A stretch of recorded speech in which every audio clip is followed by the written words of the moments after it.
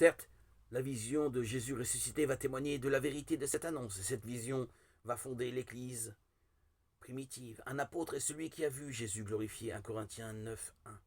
Mais cette grâce sera celle des fondations et ne durera pas.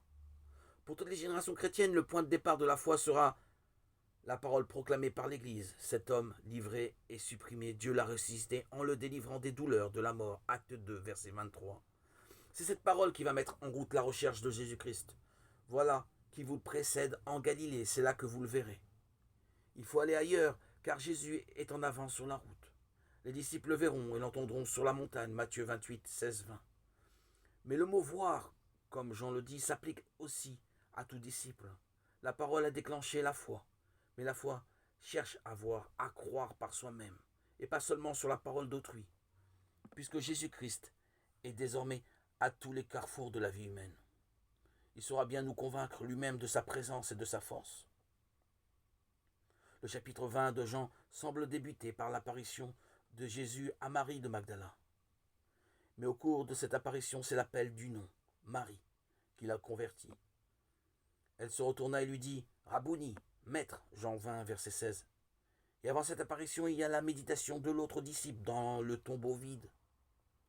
Il entra à son tour dans le tombeau, il vit et il crut. En effet, il n'avait pas encore compris l'écriture, selon laquelle Jésus devait se relever d'entre les morts, Jean 20, 8, 9. C'est en reprenant la parole de Dieu que le disciple comprend le sens du tombeau vide, vide comme un ventre qui a enfanté.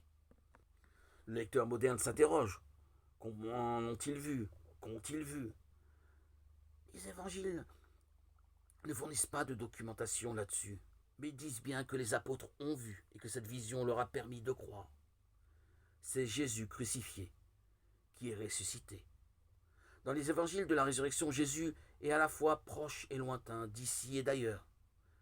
Mais l'important est ceci, lentement, les disciples acquièrent la certitude que c'est bien lui, le maître rené de la mort.